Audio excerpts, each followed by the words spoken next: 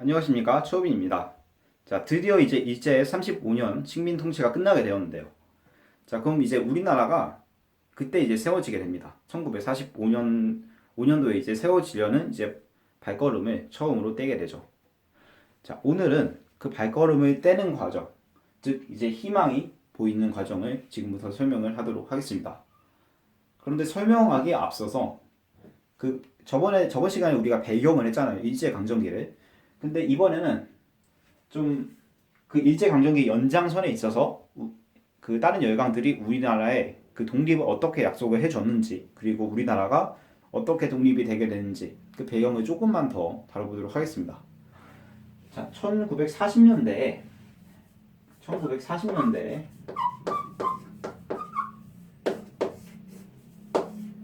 그 세 가지 회담을 여러분들께서 좀 기억하셔야 돼요. 이제 네 가지 회담이라고 하는데, 참고로 이제 저희 비상교육 이제 교과서, 그러니까 저희가 쓰는 교과서 역사 2 교과서에는 이제 카이로 회담과 포츠담 회담 이 두 가지 회담만이 소개가 되어 있습니다.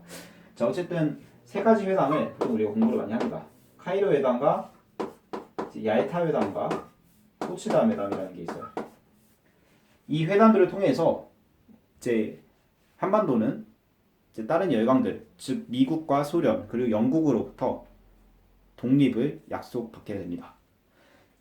그래서 이 세 가지 회담이 있었고, 그 다음에 이제 어떤 일이 있었냐면 제2차 세계대전이 발발해요. 그런데 이게 아니 그 다음에 발발한 건 아니겠지만 어쨌든 이 2차 세계대전이 발발하고 나서 일본이 여기서 전쟁을 지게 되죠. 그러니까 어떻게 지게 되냐면 1945년 나가사키 같은 이제 일본에 어쨌든 일본에 이제 뭘 투척하죠? 미국이 원폭을 투척해. 그래서 이 원폭 때문에 이제 일본은 더 이상 전쟁을 진행할 수 없습니다. 그래서 어떻게 됐냐면 이제 일왕의 패망전원, 즉 한마디로 일본이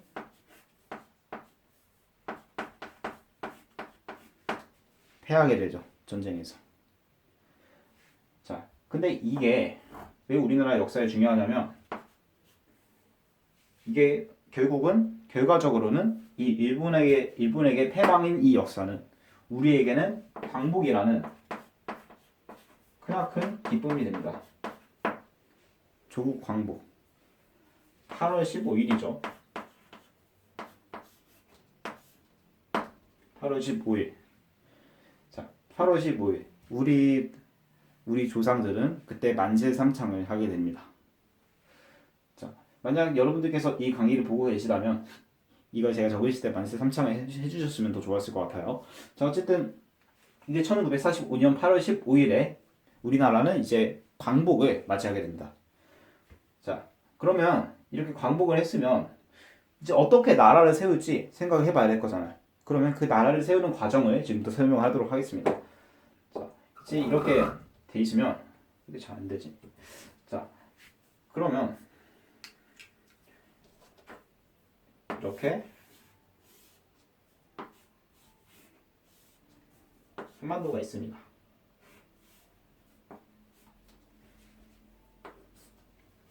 그러면 이제 국외 상황과 국내 상황으로 나눌 수 있죠. 그렇죠? 자, 국외에서는 어떤 일이 벌어지게 되냐면 임시정부, 이거 어떤 단체인지 다 아시죠? 이 임시정부와 조선 독립동맹이라는 단체가 있어요.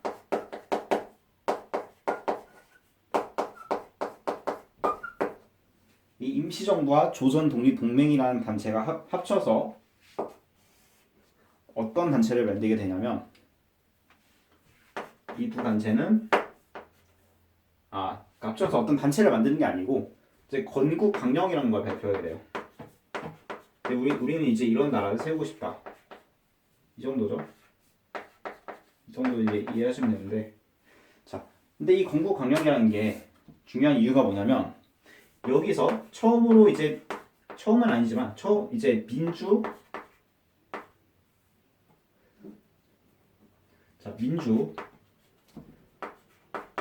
공화국을 이때 주장을 합니다. 건국강령에서.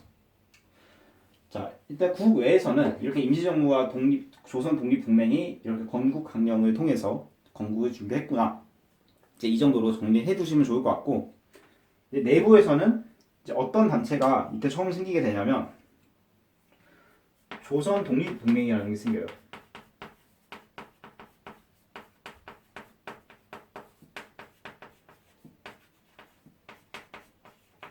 자, 조선 독립동맹 by 누구? 여운형 선생님에 의해서 생기는 단체죠. 이제 이때 그래서 이 선생님께서 이제 연설을 많이 하시고 굉장히 많은 활동을 하셔요 이때. 그리고 이 조선 독립 동맹은 어떤 단체로 이게 발전이 되냐면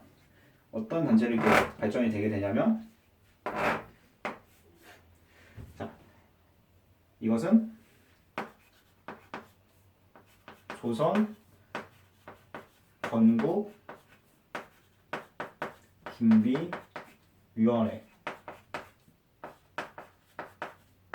조선 건국 준비위원회로 발전이 되게 됩니다.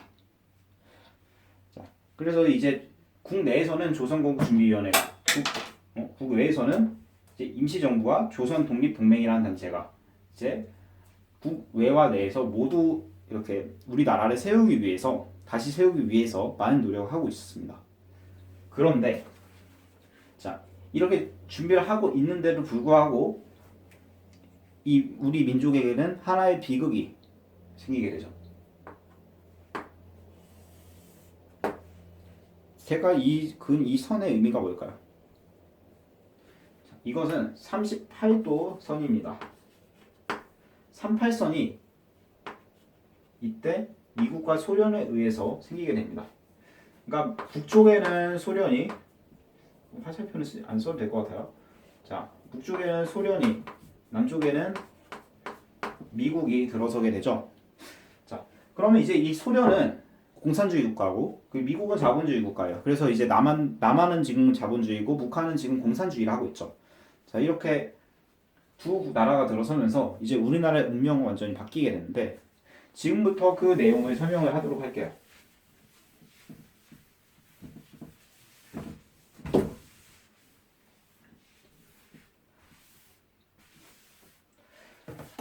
이제 그 내용을 설명할 건데, 이제 그때 어떤 이제 회담을 하게 되냐면, 왜냐하면 지금 소련하고 미국하고 이제 서로 이 한반도를 어떻게 통치해야 될지 그걸 정해야 될 거 아니야. 그러면 이제 어떤 걸 하게 되냐면 모스크바 3구 외상회의인데 33회의라고도 많이 줄여서 부릅니다. 모스크바 33회의라는 것을 하게 됩니다. 이거 이름 다 들어보셨을 거예요. 자, 어떤 회의냐면 참석하는 국가 미국, 영국, 소련.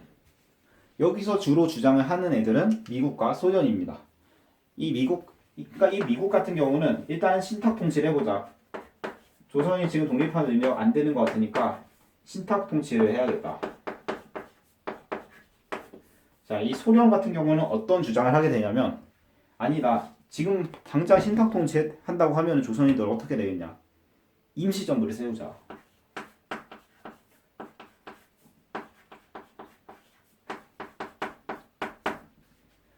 자, 이렇게 미국은 신탁 통치를, 소련은 임시정부를 주장하는 가운데, 자, 어떤 결론이 나오게 되냐면, 결국 결론은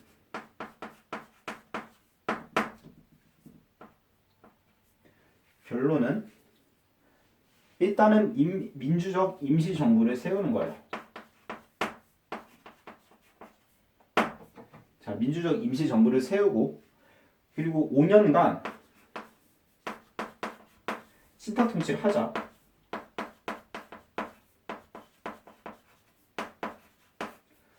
자, 그리고 이제 한 가지가 더 있는데, 이건 지금 이제 바로 많이 나오는 건 아니고, 이제 나중에 조금만 더 가면은 많이 나올 거예요. 뭐가 많이 나오냐면 이제 미, 소, 공동 위원회라는 게 앞으로 엄청 많이 나올 거예요. 뭐 엄청까지는 아니고 어쨌든 이 이름을 좀 많이 듣게 되실 겁니다. 자, 그래서 이제 모스크바 3상 회의는 이 정도로 이제 정리해 두시면 될 것 같고,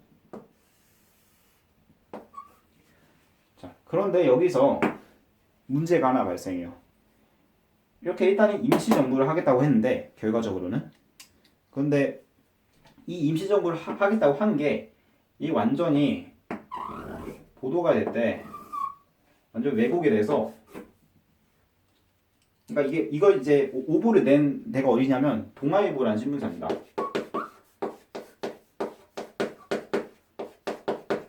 동아일보가 오보를 내요. 오보가 잘못 보도하는 거죠. 잘못 보도.